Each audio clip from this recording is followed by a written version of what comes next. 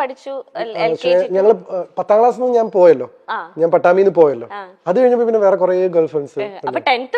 10th വരെ സത്യം പറഞ്ഞാൽ 1, 2, 3 പേരുണ്ടായിരുന്നുള്ളൂ. ശ്വേത, ഗായത്രി, അങ്ങനെ കുറച്ച് പേരേ ഉണ്ടായിരുന്നുള്ളൂ. ബട്ട് പിന്നെ അങ്ങോട്ട് ഉണ്ടായിരുന്നോളൂ. First year, second year, third year, fourth year, third year. പിന്നെ എന്താ വെച്ചാലേ CIRS കഴിഞ്ഞപ്പോഴാണ് ഞാൻ ഭയങ്കര കംഫർട്ടബിൾ ആയത് പെൺകുട്ടികളായിട്ട്. കാരണം അവിടെ ഈ ഒരു ആൺകുട്ടി, നമ്മൾ സ്കൂളിൽ പഠിക്കുമ്പോഴേ പണിഷ്മെന്റ് കിട്ടിയാലാണ് പെൺകുട്ടികളുടെ കൂടെ പോയിരിക്കുക. അപ്പൊ എന്തോ പെൺകുട്ടികളോട് സംസാരിക്കുന്നൊക്കെ എന്തോ ഭീകരാവസ്ഥ. പക്ഷെ വീട്ടിലത് പ്രശ്നമില്ല, കാരണം ഫാമിലി ഫ്രണ്ട്സാ ശ്വേതയായിട്ട്. അപ്പൊ ഇവളോട് സംസാരിക്കുമ്പോൾ കളിയാക്കാരുമില്ല. പിന്നെ കുറെ കഴിയുമ്പോൾ ആൾക്കാർ കളിയാക്കി തുടങ്ങി. കാരണം എന്നെ ഇവളും ഞങ്ങൾ രണ്ടുപേരും ഒരുമിച്ച് വരുന്നൊക്കെ കണ്ടിട്ട് പിന്നെ അങ്ങനെ അത് പിന്നെ ഗേൾ ഫ്രണ്ട് ഇല്ല എന്ന് പറയുന്നത് കുറച്ചിലായി തുടങ്ങി. അപ്പൊ എന്റെ അടുത്ത് ആരെങ്കിലും ആരാ ഗേൾ ഫ്രണ്ട് ചോദിക്കുമ്പോൾ ശ്വേതയാണെന്ന് പറയും.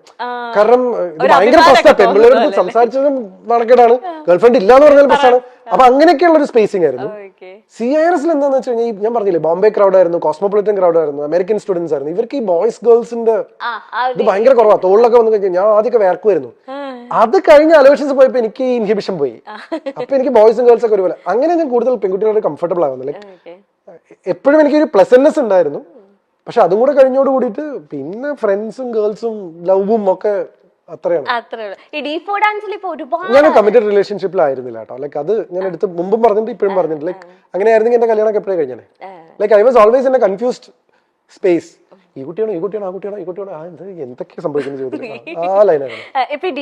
ഒരുപാട് ഇങ്ങനെ ലൈക്ക് എല്ലാരും ഏറ്റെടുത്തതിന് ഒരുപാട് ഗേൾസ് ഫാൻസ് വന്നിട്ടുണ്ടല്ലോ. അപ്പൊ അതില് ആരെങ്കിലും ഇങ്ങനെ കണ്ടിന്യൂസ്ലി ലൈക്ക് ചേട്ടന്റെ മെസ്സേജ് അയക്കേ കോൾ ചെയ്യേ അങ്ങനെയൊക്കെ നിന്ന് ആരെങ്കിലും ഉണ്ടോ? കോളും ചെയ്തിരുന്നില്ല. എന്റെ നമ്പർ ഒന്നും മാർക്ക് കിട്ടിയാലും ഞാനിപ്പോ തന്നെ അത്രയും ഞാൻ ഹാൻഡിൽ ചെയ്യില്ലായിരുന്നു. പക്ഷെ I use to get letters എന്നോ, വീട്ടിലേക്കൊക്കെ കത്തുവരായിരുന്നു. ഞാൻ ഇൻസ്റ്റാഗ്രാം ഒരു സമയത്ത് ഇൻസ്റ്റാഗ്രാം അല്ല, ഫേസ്ബുക്ക് ഒരു കാലത്ത് സ്ഥിരമായിട്ട് നോക്കുമായിരുന്നു. പിന്നെ പേടിയാവാൻ തുടങ്ങി. ആൾക്കാർ ജീവിച്ചേട്ടൻ കല്യാണം വെച്ചാൽ ഞാൻ ആത്മഹത്യ എന്നൊക്കെ പറയുന്ന അന്നത്തെ കാലത്ത് അങ്ങനത്തെ കുറെ മെസ്സേജ് ഒക്കെ. പിന്നെ ചോരയിലൊക്കെ കത്തുവരായിരുന്നു. ഇപ്പോഴൊന്നുമില്ല, D4 സമയത്ത് ഇതൊക്കെ ഉണ്ടായിരുന്നു. അപ്പൊ അതൊക്കെ കയ്യിൽ നിന്ന് പോകുന്നു തോന്നിയപ്പോ പിന്നെ എനിക്ക് പരിചയമില്ലാത്ത ഒരാളായിട്ട് ഭയങ്കര ബുദ്ധിമുട്ടാണ് ടു സ്ട്രൈക്ക് എ കോർഡ്. എന്റെ ബെസ്റ്റ് ഫ്രണ്ട്സ് അല്ലെങ്കിൽ ഞാൻ സ്വാതന്ത്ര്യം എടുക്കുക, എനിക്ക് എന്നെ അറിയാം എന്ന് തോന്നുന്ന എന്റെ സുഹൃത്തുക്കളുടെ അടുത്ത്, എന്റെ സുഹൃത്തുക്കളുടെ അടുത്ത് പോലും ഞാൻ എടുക്കില്ല. എന്നെ അറിയാം എന്ന് തോന്നുന്ന ആൾക്കാരുടെ അടുത്താണ് ഞാൻ റിലാക്സ്ഡ് ആവുക. അത് വളരെ ക്ലിയർ ആണ്. എന്നുവെച്ചാൽ എന്റെ ജസ്റ്റ് ഒരു ഫ്രണ്ടിന്റെ അടുത്ത് ഞാൻ അങ്ങനെ പാറിപ്പറന്ന് നടക്കില്ല. പക്ഷെ എന്നെ അറിയാം എന്ന് പറയുന്ന ഒരു സെഗ്മെന്റ് ഓഫ് ഫ്രണ്ട്സ് ഇല്ലേ, ഈ പറയുന്ന പേളി, ദിവ്യ പിള്ളി, മിയ എന്നൊക്കെ പറഞ്ഞ അവർ, അഞ്ജു കുര്യൻ, അവരുടെ അടുത്തൊക്കെ ഞാൻ വേറെ സെൽഫാണ്. Where is GP's happiness? In whatever GP does. That is what my happiness is. Like ഞാൻ എൻ്റെ ഹാപ്പിനെസ് കണ്ടെത്തുന്നത് അല്ലെങ്കിൽ സ്പേസിങ്, ഞാൻ ചെയ്യുന്ന കാര്യങ്ങളിലുള്ള എൻ്റെ ഇൻവോൾവ്മെന്റ് ആണ് എൻ്റെ ഹാപ്പിനെസ്. ഇപ്പൊ എൻ്റെ ഹാപ്പിനെസ് കെന്ന ഷോ ആണ്. So that's how define my self. ഇപ്പൊ ഇതാണ് എന്റെ ഹാപ്പിനെസ്. അങ്ങനെ എനിക്ക് ഹാപ്പി ആവാൻ പറ്റുള്ളൂ. ഫോർ എക്സാമ്പിൾ എന്റെ ഒരു എലമെന്റ് ഓഫ് ഇത് ശരിക്കും ബ്രേക്ക് ചെയ്യാൻ പാടില്ല. ഐ ഡോണ്ട് നോ, ഞാൻ കെന്നയ്ക്ക് മനസ്സിലാൻ വേണ്ടി മാത്രം പറയാം. എന്തുകൊണ്ടാണ് ഞാൻ എന്റെ ഇൻവോൾവ്മെന്റിലെ ഹാപ്പിനെസ് എന്ന് പറഞ്ഞതെന്ന് വെച്ച് കഴിഞ്ഞാൽ, ഇവിടെ ഞാൻ 100% ഞാൻ ഇവിടെയാണ്. അപ്പൊ കെന്ന ഷോ എന്ന് പറയുമ്പോൾ കെന്നയുടെ മുഖത്ത് ഒരു റെസ്പോൺസ് വരണമായിരുന്നു.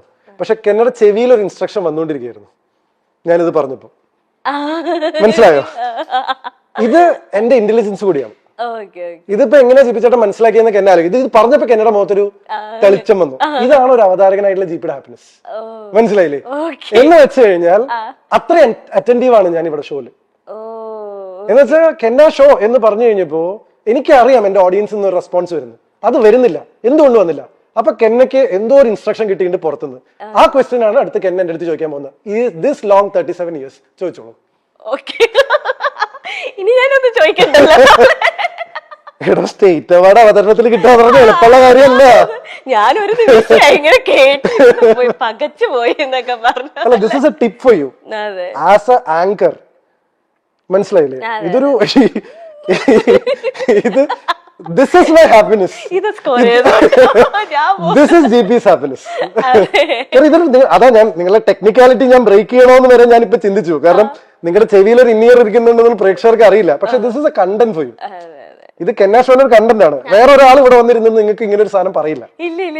കാരണം ഞാൻ അത്ര അറ്റൻറ്റീവ് ആണ്. ഞാൻ ഇത്രയും സംസാരിക്കുമെങ്കിലും എന്റെ ചുറ്റും നടക്കുന്നതിനെ കുറിച്ച് ഞാൻ എസ്പെഷ്യലി ഒരു ഷോ കാരണം ഇത് എന്റെ ഏരിയ ആണ്. അതെ അതെ സത്യം. അപ്പൊ ചോദിച്ചോളൂ ലോങ് 37 years അല്ല ചോദിച്ചോളൂ അത് നിങ്ങൾക്ക് അവിടുന്ന് ഷോന്റെ ഒരു ഇൻസ്ട്രക്ഷൻ വന്നല്ലേ ഞാൻ പറയാം. ലോങ് 37 yearsൽ ഏറ്റവും ഹാപ്പിയസ്റ്റ് ആയിട്ട് തോന്നിയ ഒരു മൊമെന്റ് ഏതാണ്? ഇതാ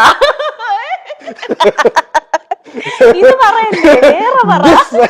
ദിസ് മൊമെന്റ് എടോ ഇതിലും നല്ലൊരു മൊമെന്റ് ഏതാണ്? ഒരു അവതാരകന് ഇതിലും നല്ലൊരു മൊമെന്റ് ഏതാണ് ഹാപ്പി ആവാനുള്ളത്? പിന്നെ വേറെ കാരണം അല്ല അതാണ് കാരണം this is my job and I M good at it. Yes. Next which is GP's top gossip? ഏറ്റവും ടോപ്പ് ഞാൻ പക്ഷേ ഇല്ലേ ഇന്ന് പണ്ടത്തെ ഒരു ഇന്റർവ്യൂല് ജസ്റ്റ് കേട്ടോണ്ടിരുന്നപ്പോഴത്തേനും കമന്റ്സും ജസ്റ്റ് ഞാൻ സ്ക്രോൾ ചെയ്തതാ. അപ്പൊ അതിലൊരു എന്തോ ഒരാള് വ്യക്തിയുടെ പേരൊന്നും എനിക്ക് ഓർമ്മയില്ല, നല്ല ഡീറ്റെയിൽ ആയിട്ട് GP ചേട്ടന്റെ പേളി ചേച്ചിയുടെ ഒക്കെ അറിയുന്ന രീതിയിൽ പേളിയും GPയും ഇഷ്ടത്തിലായിരുന്നു. പിന്നെ അവരെന്തോ പിണങ്ങി, പിന്നെ അതുകൊണ്ടാണ് അവര് കെട്ടാത്തത്. അത് ഞാൻ ഇനി അങ്ങനെ അപ്പൊ ഞാൻ വെച്ചത് ഈ പേളിയും GP ചേട്ടനായിട്ട് ഞാൻ അങ്ങനെ ഗോസിപ്പുകൾ ഒന്നും കേട്ടിട്ടില്ല. അപ്പൊ ആ കമന്റിൽ എന്തോ ഗോസിപ്പ് ഉണ്ടായിരുന്നു എനിക്ക് തോന്നുന്നു. എനിക്ക് മേജർ ആയിട്ടുള്ള എനിക്കിതിൽ ഏതാ മെയിൻ ദിവ്യപിള്ള ഇതിൽ ഏതാണോ ടോപ്പ് ഗോസിപ്പുകൾ ഇഷ്ടംപോലെ ഉണ്ട്. എനിക്കത് മിയ ചേച്ചി ആയിട്ടായിരിക്കും. പക്ഷെ എന്താ അറിയോ ദിവ്യപിള്ളയുടെ ഗോസിപ്പിന്റെ സമയത്ത് സോഷ്യൽ മീഡിയ സ്ട്രോങ് ആയിരുന്നു. അപ്പൊ അത് ഭയങ്കരമായിട്ട് ആഘോഷിക്കപ്പെട്ടു. അതിനാണ് ഞാൻ ആദ്യമായിട്ട് ജീവിതത്തിൽ ഒരു എക്സ്പ്ലനേഷൻ കൊടുത്തത്. നിങ്ങൾ ആ കണ്ടത് കല്യാണമല്ല മീഡിയ എന്ന കാര്യത്തിൽ ഞാൻ എക്സ്പ്ലനേഷൻ കൊടുത്തു വന്നിട്ടില്ല. അപ്പൊ എനിക്ക്